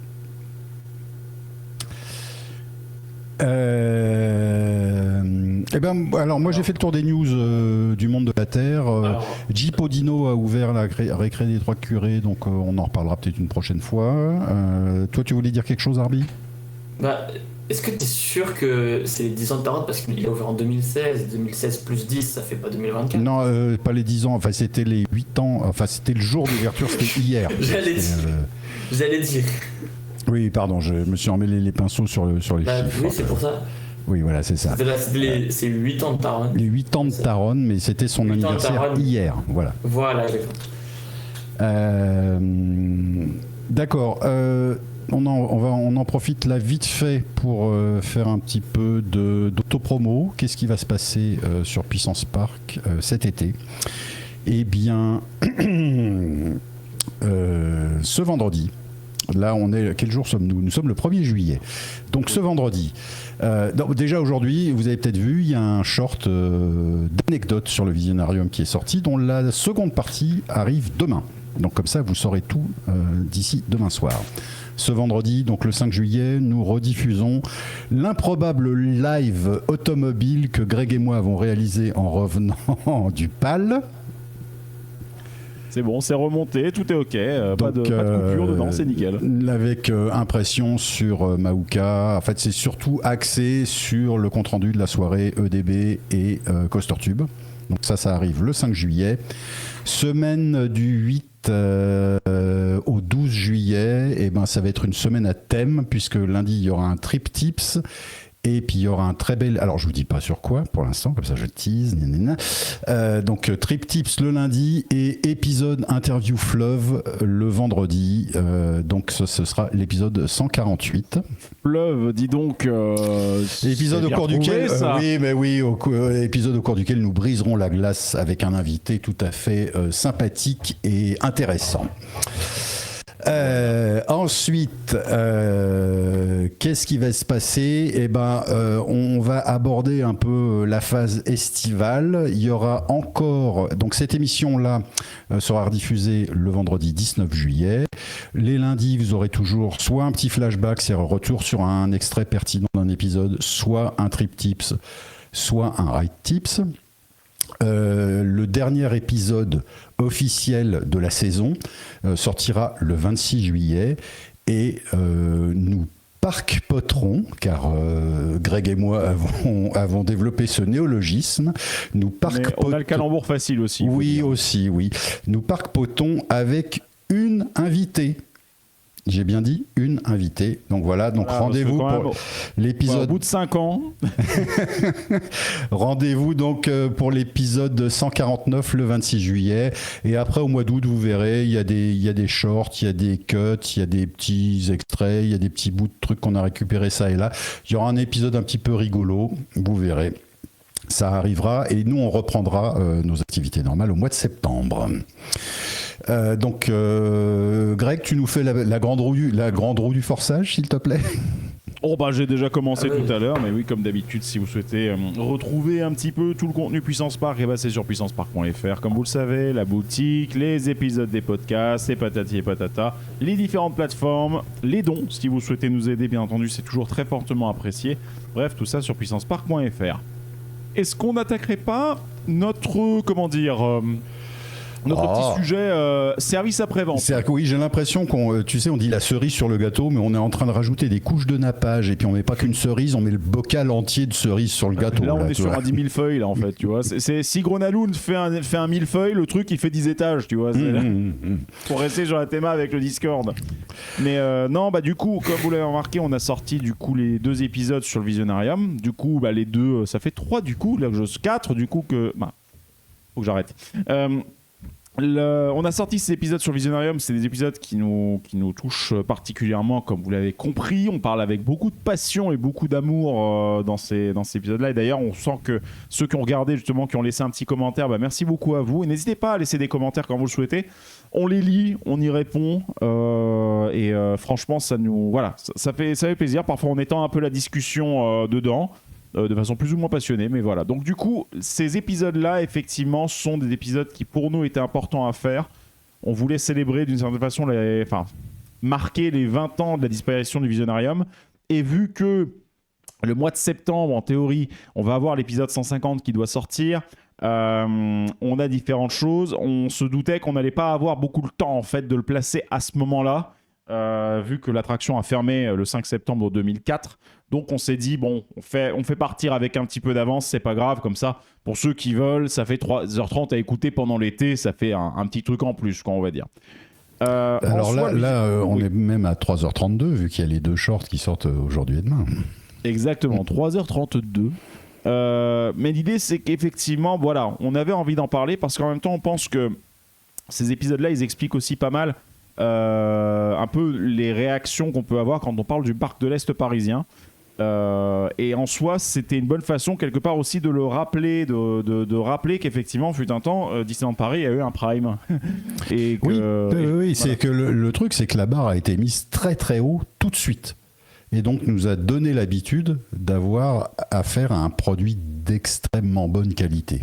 Ce qui n'est plus vraiment le cas. Voilà. Exact. Et là, d'ailleurs, merci beaucoup Maxime, merci beaucoup Mister Rom pour vos commentaires.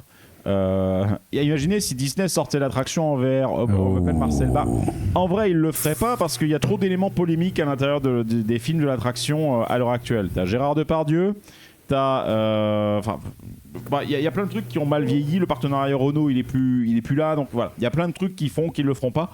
Et sans compter qu'il y a aussi peut-être un autre problème au niveau de la musique, parce que la musique a été conçue et a été orchestrée, a été quelque part servie à Disney avec des droits d'auteur concernant la diffusion dans un spectacle panoramique. Le fait de mettre ce genre de truc en ligne sur une plateforme quelconque pour le proposer en VR, normalement ce ne sont pas les mêmes droits de diffusion et donc du coup il y a nécessairement des négociations à faire et ils vont certainement se dire que ça coûte trop cher par rapport à...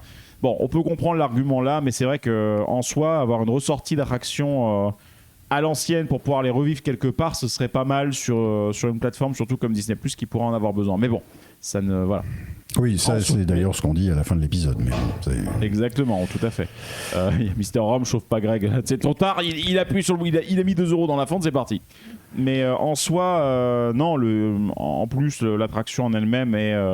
maintenant, elle est dans le temps, hein, elle est passée. On voulait vous la faire revivre un peu. Malheureusement, désolé pour la qualité des médias qu'on utilise en illustration, mais on n'a pas trouvé beaucoup mieux. C'est un peu la problématique en soi. Donc voilà. Il y a Space Mountain Fan qui dit Alien Encounter en VR, mais c'est aussi problématique que From Time to Time en raison de la présence de l'acteur Jeffrey Jones.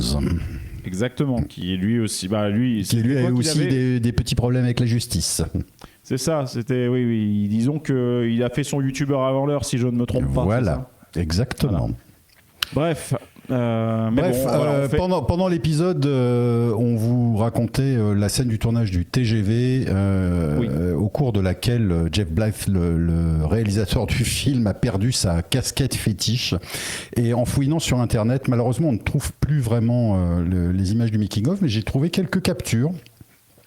Donc on a Jeff Bliss et sa casquette de l'USS Saratoga qu'il a perdu pendant le tournage.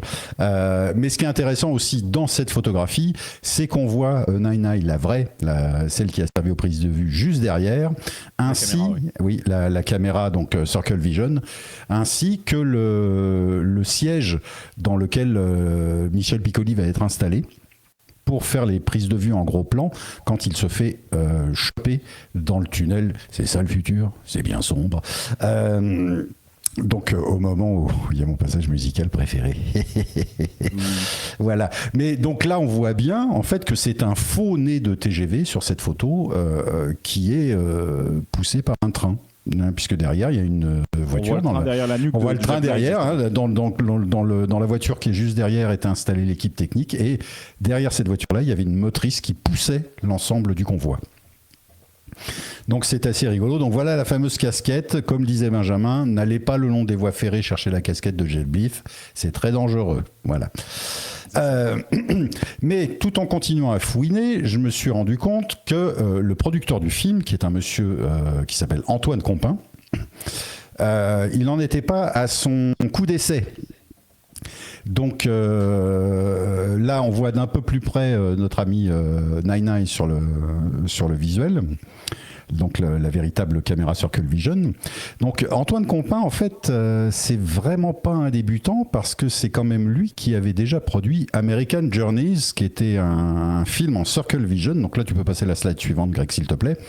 Yes. American Journeys. Il a produit aussi Les Ailes du Courage, réalisé par Jean-Jacques Hano, qui a été la première fiction en IMAX, enfin fiction, c'est une histoire vraie qui a été fictionnalisée pour les besoins du cinéma, mais c'est le premier film en IMAX 3D de fiction qui a été fait à peu près au même moment où j'écris sur le vent, qu'avait réalisé Pierre Etex pour la Géode. Sur l'histoire de Monsieur Chappe qui avait inventé le télégraphe. Et puis il a surtout réalisé toute la partie filmique de Ellen's Energy Adventure, il a produit toute la partie filmique de Ellen's Energy Adventure, donc en 1996. Et encore une fois, il n'en était vraiment pas du tout à son coup d'essai, et là on peut passer à la slide suivante, car il était le monsieur directeur de production sur Midnight Express, il a été directeur de production sur Condorman. Qui a vu Condorman dans le chat ? Mais il était également le dire-prod de Impression de France, le film en 5 écrans que l'on trouve dans le quartier français d'Epcot. On le trouve toujours, il me semble qu'il est en alternance avec un truc La Belle et la Bête, non ? Oui, c'est ça, le sing-along de La Belle et la Bête. Ouais, il est en alternance et je crois qu'Impression de France revient le soir uniquement. Ouais, alors si vous ne l'avez jamais vu, franchement je vous le conseille parce qu'on se paye des sacrés barres de rire. Ça c'est vraiment la France vue par les Américains. Tout le monde en béret basque, la baguette sous le bras, on se déplace en charrette à cheval. Et alors il y a un truc qui m'a fait éclater de rire. Il y a un moment, une prise de vue, tu es à l'intérieur d'une pâtisserie. Et donc au premier plan, tu as les gâteaux. Et donc tu as la vitrine et tu as des gosses qui viennent regarder la vitrine. Et on est censé être en France. Et l'un des gamins dit à l'autre « Et toi aussi, tu aimes les éclairs au chocolat ?» Et donc là, les spectateurs français éclatent de rire en général dans la salle. Généralement, oui. Ça ne rate pas. Ouais, c'est effectivement, c'est un relance des années 80, hein, ce truc-là, pour le coup. Oui, complètement. Mais même dans les années 80, c'était déjà daté. Hein. Tout le monde vivait au temps du cheval d'orgueil. Donc, je te dis, hein, on se déplace en charrette à cheval. Donc, voilà. Donc, c'était juste pour faire le portrait de ce monsieur Antoine Compin. On avait aussi une petite photo. Alors on a longuement parlé de Rémi Julienne pendant l'épisode. On a une photo en plus gros plan, pardon, je le refais, du système qui va permettre d'accueillir les fesses, parce que ça a été moulé sur les fesses de Michel Piccoli, le truc, pour qu'il soit vraiment bien installé. Donc, ça c'est un souci du détail. Donc là, vous avez une impression des fesses de Michel Piccoli. Hein. C'est pas donné à tout le monde, les gars. Les filles. Donc Rémi Julienne, encore une fois, si vous n'avez pas écouté l'épisode, on vous renvoie vers l'épisode où on parle longuement de la carrière de ce formidable génie de la cascade. Lui, il préférait dire génie de la... Enfin, génie, il disait pas génie, mais il disait spécialiste de l'action.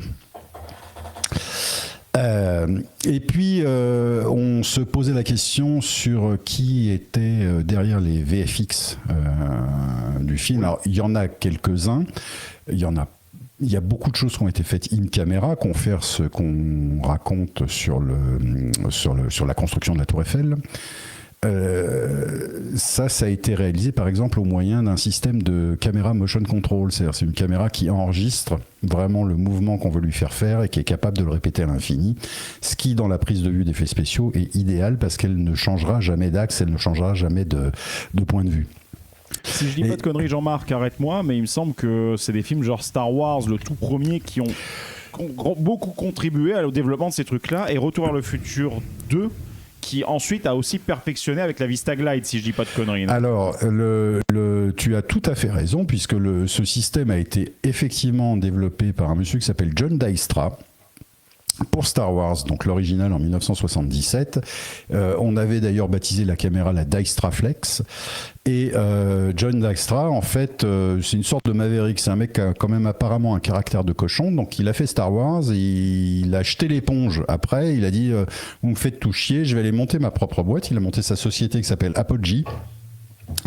Et en fait il l'a monté parce que Universal lui a proposé un contrat ultra juteux, c'est de réaliser tous les effets visuels de la série Battlestar Galactica, donc la série originale qui a démarré en 1978, dont le pilote était sorti en France en salle sous le titre Galactica, la bataille des étoiles, avec un système sonore qui s'appelait le Sound Surround. Peut-être qu'un jour... D'ailleurs, Roller Coaster, dont vous voyez l'affiche derrière moi, était aussi un film qui avait été projeté dans les salles en Sound Surround avec un système de renfort de basse qui faisait vibrer les fauteuils. Voilà, c'était...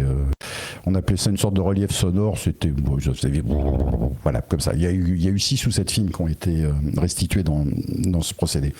Donc Dijkstra, il a fait donc les effets spéciaux de Battlestar Galactica, et quand est venu le moment de créer les effets visuels de Star Trek le film, donc l'original qui est de 79 je crois, ou de 80, je ne sais plus, où Douglas Trumbull en était le superviseur, il a fait c'est Apogee, donc l'équipe de John Dijkstra, qui a créé les effets spéciaux aussi de Star Trek le film. Donc on se disait il y a une connexion, parce que Tom Fitzgerald, qui est aussi l'un des producteurs de From Time to Time, était jadis le président d'Industrial Light and Magic, donc tout est lié quelque part.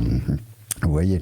Et le reste des effets visuels a été créé par une société qui s'appelle Rhythm and News, qui a été créée par un monsieur qui s'appelle John Hughes. Alors, à ne pas confondre avec le réalisateur de La Folle Journée de Ferris Bueller. C'est un autre John Hughes, c'est un homonyme. Donc tu peux passer mais il n'est pas du tout étranger au monde du parc, car c'est le monsieur qui a réalisé Racing Legends, qui est le film de simulateur qu'on trouve à Ferrariland à PortAventura. Donc pareil, it's a small world after all. Hein.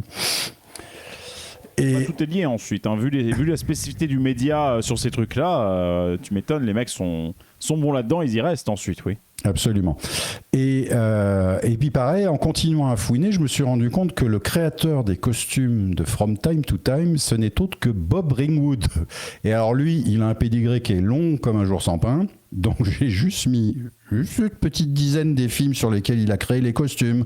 Donc Excalibur de John Borman, le Dune original de David Lynch, le Batman de Burton, Batman le défi de Burton, Allied Cum de David Fisher, Artificial Intelligence de Spielberg, Demolition Man, et La Machine à explorer le temps, le remake de 2002, ce qui est quand même assez rigolo. Star Trek avec Guy Ritchie, ça ? Oui, absolument.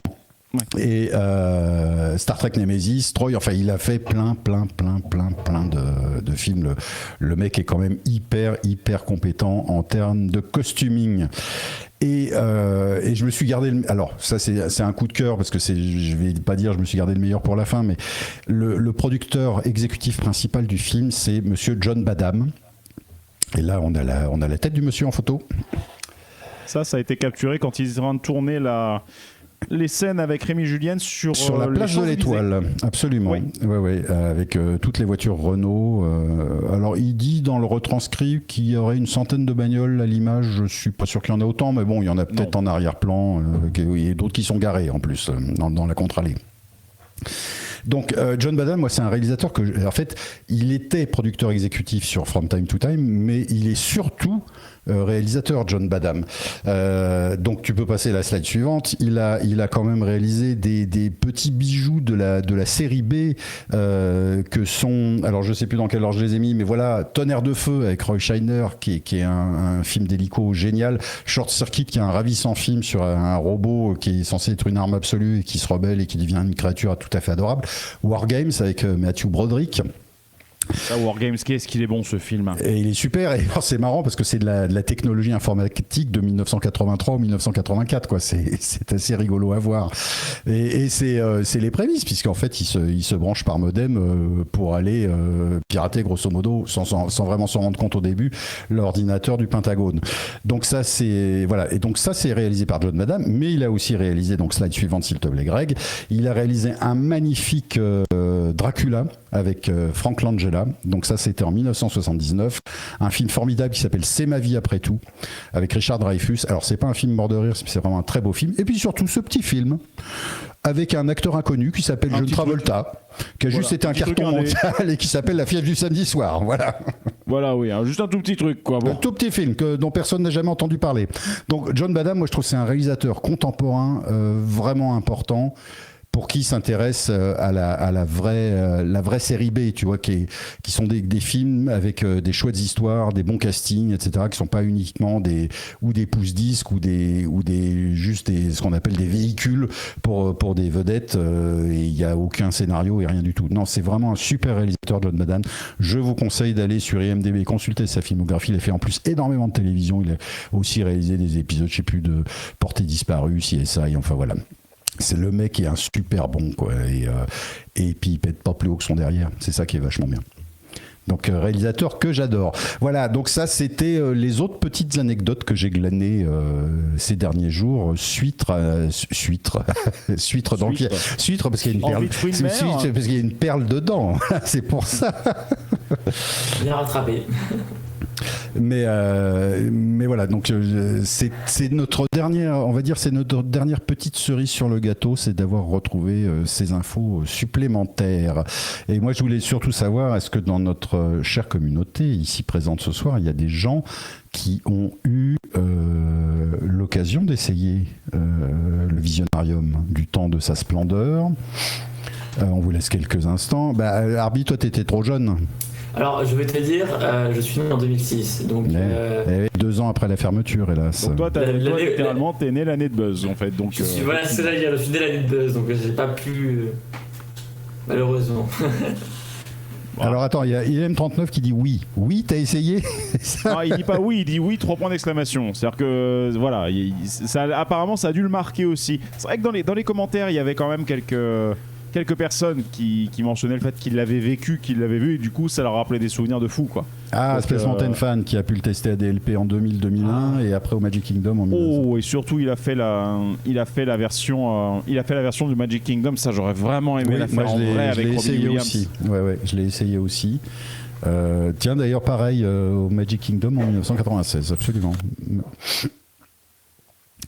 Alors on m'appelle Marcel qui nous dit: j'ai surtout des souvenirs de la fin du Visio, mais je me souviens du vertige lors de la scène de l'hélico quand j'étais petit. Ah, c'est la scène de l'hélico avec le morceau musical préféré de Greg et de Benji. Oui. Le vol des visionnaires.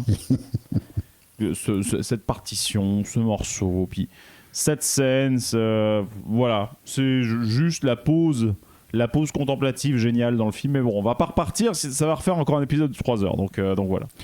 Alors attends, on m'appelle Marcel qui nous dit: je pense que si l'attraction n'a pas un statut aussi culte que chez nous aux US, c'est à cause de la musique. Oui, la musique de la version américaine, je suppose, c'est ça que tu veux dire.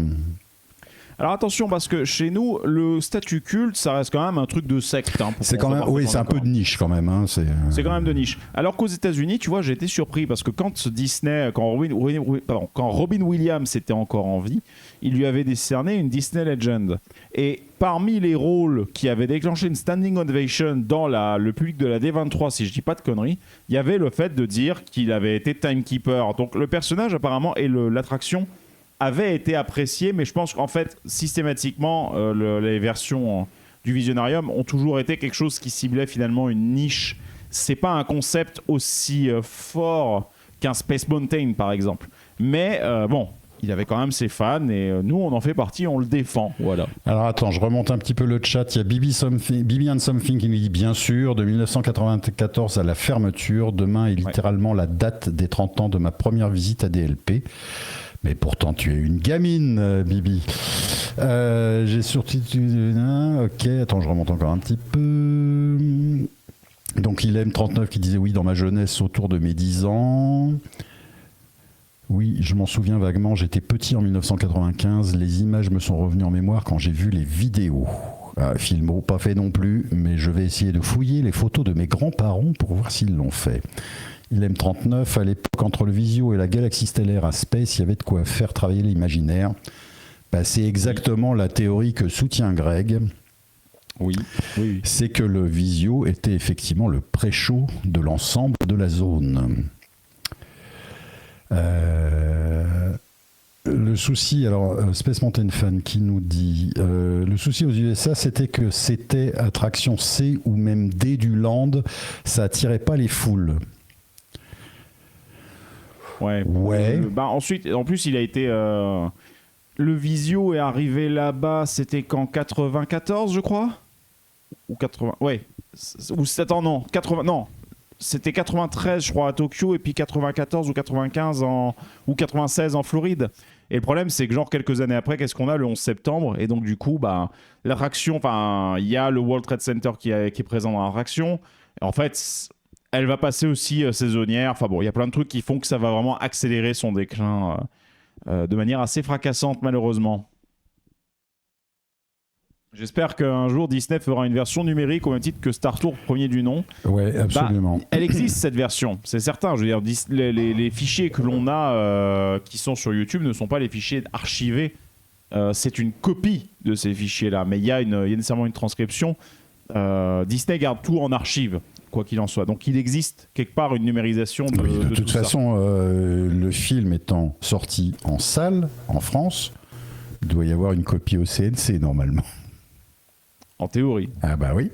Mais bon. Ensuite, Bibi and Something qui nous dit: vous m'avez donné envie de visionner la version avec Robin Williams. Alors pareil, on trouve des vidéos de mauvaise qualité sur YouTube. Mais on en trouve un petit peu. Cinémagique sera culte de la même façon, nous dit, on m'appelle Marcel. Je pense un peu la même chose. Je suis assez d'accord. Ouais, je suis assez d'accord avec toi. Assez d'accord. Même si même si Cinémagique, du coup, lui, pour le coup, sert plutôt le propos justement de t'intéresser un peu au film et donc au cinéma en lui-même, mais il a le même potentiel justement de déclenchement un peu créatif et d'allumage d'étincelles, donc c'est vraiment cool. Confère déjà la dernière séance de Cinémagique qui a été un truc avec une standing ovation, etc. Alors moi je voudrais juste dire un truc, c'est que le problème de Cinémagique que vraiment j'aime beaucoup, hein, c'est qu'elle était d'un seul coup ancrée dans un parc de médiocre qualité dès l'ouverture. Toi, c'est vraiment le jour et la nuit par rapport au Visionarium. Visionarium, on avait une attraction d'une très bonne qualité dans un parc de très bonne qualité. Cinémagique, attraction de très bonne qualité dans un parc de mauvaise qualité. Donc, elle a peut-être pas... déjà, elle n'est pas restée un peu moins longtemps que le Visionarium. J'ai pas le calcul en tête, mais peu importe. Mais du coup, tu vois, Cinémagique n'avait pas l'écran qu'elle méritait. Voilà. Ouais, c'est vrai. Bibi, non, j'aurais 40 ans le 2 août prochain. Bon, mais t'es quand même une gamine. Voilà. Mister Rome, j'espère qu'un jour Disney fera une version numérique. Bah oui, c'est ce qu'on se disait à l'instant également avec l'ami Greg. Matthew Bill Film Park, j'aurais bien aimé voir à quoi ressemblait Discoveryland si tout avait été bien réalisé au début avec tout ce qui a été abandonné. Ouais, il y en avait des projets, hein, ne serait-ce que le projet initial de Space Mountain qui devait englober toute la zone. Ça, c'était vraiment pas... Sachant qu'il y avait aussi, je crois qu'il y avait une tour de chute libre qui était prévue là-dedans en même temps. Hein. Alors, si je me rappelle bien, ensuite ça dépend, parce qu'il y a plusieurs itérations, oui. Dans l'une des versions de Discovery Mountain, tu devais avoir une freefall Intamin comme ce qu'il y a à Gardaland, hein, le même modèle, d'ailleurs on le voit sur certains concept art. Ouais. Il y avait le restaurant du Nautilus, donc qui utilisait le setup du Nautilus pour être un restaurant gastronomique quelque part là-dedans. Le Space Coaster devait être au-dessus. On devait avoir aussi normalement donc Alien Encounter à l'entrée à droite de Discoveryland. Là où il y a le bosquet. À l'arrière gauche, on devait avoir le Spark Gap Coaster qui a été recyclé en Indiana Jones et le Temple du Péril. Quand on voit le seul concept art qui existe du Spark Gap, on voit que c'est vraiment les mêmes caractéristiques que le layout de Temple en fait. Il n'y a pas de miracle là-dessus. Donc oui, il y avait pas mal de trucs pour Discoveryland, mais non, il y a des... Le land aurait été vraiment atemporel de A à Z, mais bon, après derrière il y a des réalités économiques qui font que... Voilà, malheureusement.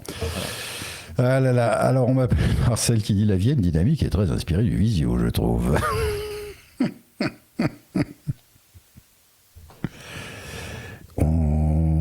On n'a plus de nouvelles d'on m'appelle Marcel depuis qu'il est parti s'aventurer dans le bayou chercher les crocodiles. Donc Space Mountain fan, Alien Encounter à l'époque de sa fermeture avait zéro importance, même parmi les fans. J'étais présent lors de sa journée et lors de sa dernière représentation et rien au niveau fan. On n'était pas beaucoup. En France, vous avez beaucoup plus apprécié le Visio. Peut-être oui, probablement. Encore une fois, un beau diamant dans un bel écran, le lapsus est révélateur. Bel écran, un bel écran dès 1992. Cinémagique, il y a eu l'award de la Film Entertainment Association, c'est juste. Alors juste Baby and Something qui soumet, qui voudra parler de la Star Course de Star Tours, j'ai envie de dire, il faudra parler du post-show de Star Tours. Ouais. Avant qu'il y ait la boutique, le truc, enfin avant les années de salles d'arcade nulles qu'il y avait un post-show sponsor IBM qui avait qui est pas arrivé tout de suite, hein, qui est arrivé. Non, il est arrivé un peu plus tard. Mais bordel, il y avait quoi ? Il y avait 4 activités, je crois que tu avais Roxane, tu avais le photomorphe, tu avais Bopozot et tu avais aussi Vox, c'est le truc d'inspection des bagages aussi. Ouais, c'est Bopozot. En fait, c'est Bopozot, oui, d'accord. Ça a inspiré le nouveau pré-show, enfin l'animation avec G29T dans le. C'est les mêmes bruitages qu'il y avait dans le truc. Et tu avais la Star Course. Donc il y avait quand même 4-5 trucs rigolos, c'était des petits jeux, des petites choses comme ça, mais qui étaient assez innovantes pour l'époque quand ils sont sortis. C'était très sympathique ce truc-là. Voilà, oui, le photomorphe. Le photomorphe, ça faisait des bruits de ballons de baudruche. Ouais, quand tu le déformais. Et du coup, oui, voilà, Mr. Rob, je viens de parler de Roxane. Roxane qui, dans le lore de Star Tour, est censée être la petite amie de Rex. En tout cas, c'est comme ça qu'elle était un peu targetée. Et elle co-animait la Star Course avec Rex, puisque c'était encore une fois la logique C3PO R2D2. C'est-à-dire que Roxane parlait plutôt en anglais, par défaut, dans la Star Course. Et Rex parlait pour la version française. Donc il y a bien des lignes supplémentaires de Luc Hamet pour ce truc-là qui sont exclusives, puisque la Star Course et ce post-show n'a pas existé même au Japon. C'était que chez nous. Donc le truc, c'est que oui, et la Star Course, juste pour rappel, le grand écran aujourd'hui, il y a le fantôme de Pepper avec les sphères d'entraînement de sabre laser qui passent. Ça, à l'origine, en fait, ce grand écran était interactif puisque vous aviez devant ce grand écran, sur une dizaine de mètres de long, vous aviez des espèces de plateformes sur lesquelles vous pouvez monter, qui étaient des gros joysticks sur lesquels vous montiez et vous appuyez, et qui permettaient de déplacer un vaisseau spatial qui se trouvait devant vous. En fait, il y avait, je sais plus, une vingtaine de plateformes. Il y avait donc 20 vaisseaux à l'écran. C'était compliqué pour s'y repérer, et l'idée, c'était de faire une auto-tamponneuse avec les différents autres. Et à chaque fois que vous touchiez quelqu'un, vous gagnez des points. À chaque fois que vous faisiez toucher, vous perdez des points. Sachant que de temps en temps, il y avait des astéroïdes, des nuées d'astéroïdes qui passaient et qui vous fracassaient et vous faisaient perdre des points. Le tout en temps limité. Voilà. Il y avait ça, c'était la Star Course. Et c'était super sympa parce que quand il y avait du monde dessus, ça faisait un barouf quand tout le monde se déhanchait sur son pad. Là, c'était génial. Et on m'appelle Marcel qui dit c'était tout le temps le 13 qui gagnait.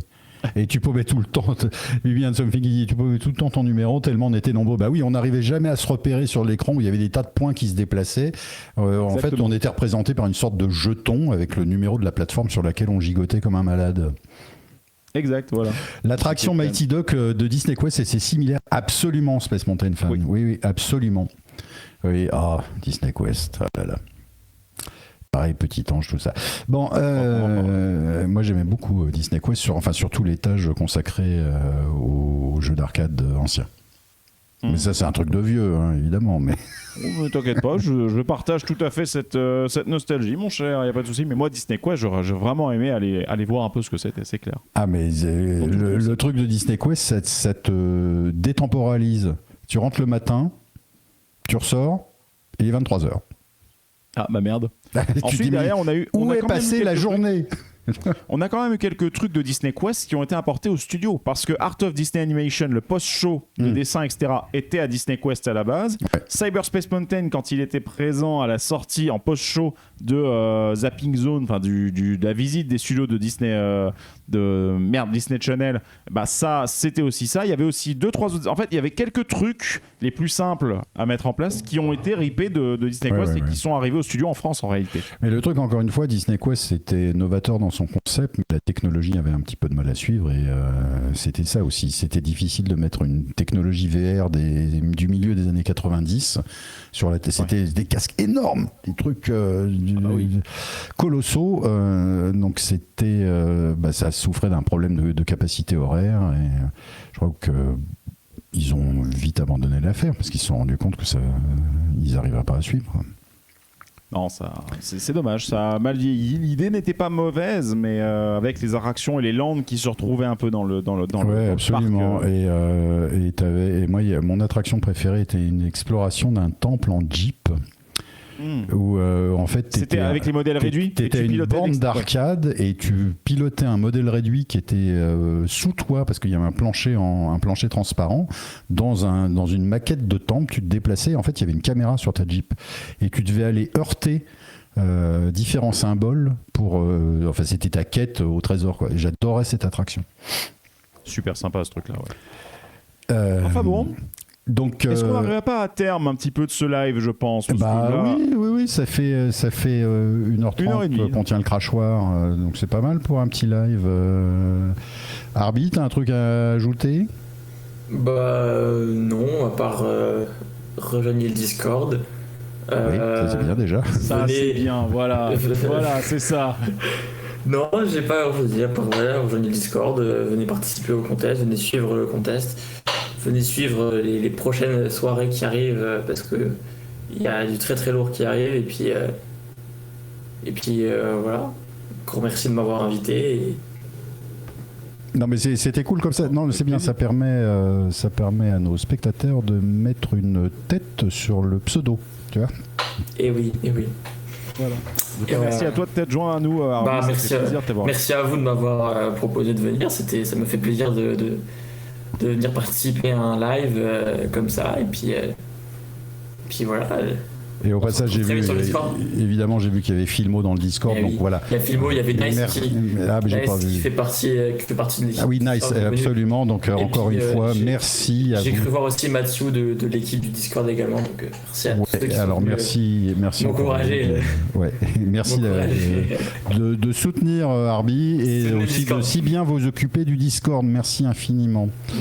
Mon cher Greg, si nous tirions notre chapeau. Eh ben oui, écoutez, sur ce, on va vous souhaiter à tous une très très bonne soirée. Ici, là, on va fermer le studio Puissance Park. Très très bonne soirée à vous en tout cas. Portez-vous bien. Allez faire des parcs. Profitez bien de vos vacances. Continuez quand même à nous suivre et à regarder nos programmes.